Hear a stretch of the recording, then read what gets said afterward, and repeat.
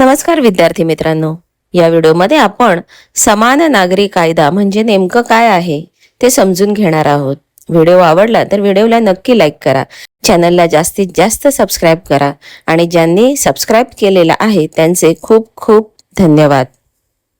समान नागरी कायदा युनिफॉर्म सिव्हिल कोड म्हणजे भारतातील सर्व नागरिकांसाठी धर्म, जात, पंथ किंवा संप्रदाय कोणताही असो, विवाह, घटस्फोट, वारसा, दत्तक, पोटगी आणि कौटुंबिक बाबींमध्ये एकच समान कायदा लागू करणे होय. सध्या भारतात या विषयांवर वेगवेगळ्या धर्मांचे वेगवेगळे वैयक्तिक कायदे लागू आहेत. UCC लागू झाल्यास सर्वांसाठी एकच नागरी कायदा असेल. सध्या भारतात विविध धर्मांसाठी वेगळे वेगळे वैयक्तिक कायदे आहेत. उदाहरणार्थ, हिंदूंसाठी हिंदू विवाह अधिनियम, हिंदू वारसा अधिनियम इत्यादी. मुस्लिमांसाठी मुस्लिम वैयक्तिक कायदा, शरिया आधारित काही बाबी. ख्रिश्चनांसाठी ख्रिश्चन विवाह अधिनियम. पारशी समाजासाठी पारशी विवाह घटस्फोट कायदा. म्हणून वेगळ्या वेगळ्या धर्मांनुसार काही नियम बदलतात. समान नागरी कायद्याचे प्रमुख उद्देश पुढील प्रमाणे आहे. सर्व नागरिकांना समान कायदेशीर वागणूक मिळावी, महिलांना आणि पुरुषांना समान अधिकार मिळावेत, धर्माच्या आधारावर कायद्यांमध्ये असलेला फरक कमी करणे, राष्ट्रीय एकात्मता आणि सामाजिक समानता वाढवणे, न्यायव्यवस्था अधिक सोपी आणि एकसमान करणे. समान नागरी कायद्यात कोणत्या बाबी येतात? विवाह, घटस्फोट, दत्तक घेणे, वारसा व संपत्तीचे वाटप, पोटगी, मेंटेनन्स, पालकत्व व मुलांचा सांभाळ. भारतीय राज्यघटनेतील तरतूद.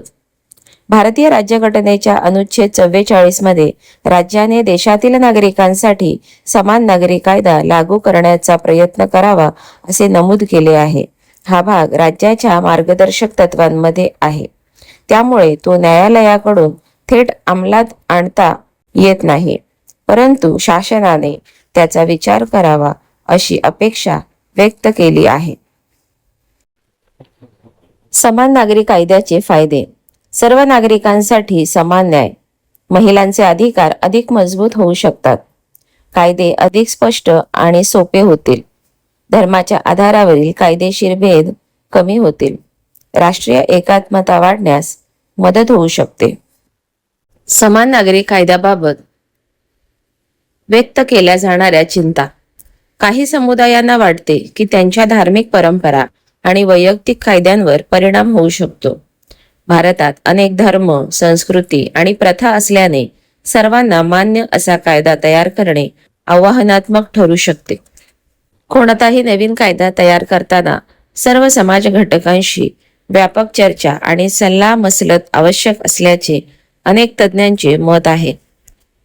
भारतात अद्याप संपूर्ण देशासाठी समान नागरी कायदा लागू झालेला नाही.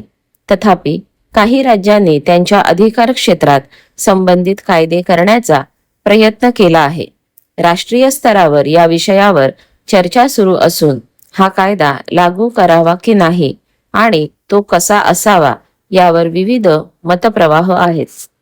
समान नागरी कायदा म्हणजे सर्व भारतीय नागरिकांसाठी कौटुंबिक आणि वैयक्तिक बाबींमध्ये एक समान कायदेशीर व्यवस्था निर्माण करण्याची संकल्पना आहे.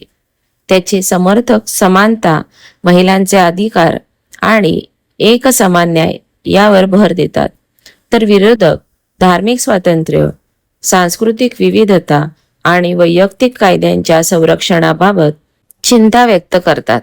त्यामुळे हा विषय कायदेशीर, सामाजिक आणि संविधानिक दृष्टिकोनातून महत्त्वाचा असून त्यावर संतुलित आणि व्यापक चर्चा होत असते. असेच अभ्यासपूर्ण नवनवीन व्हिडिओ पाहण्यासाठी व्हिडिओला लाईक करा आणि चॅनलला जास्तीत जास्त सबस्क्राईब करा. थँक्यू.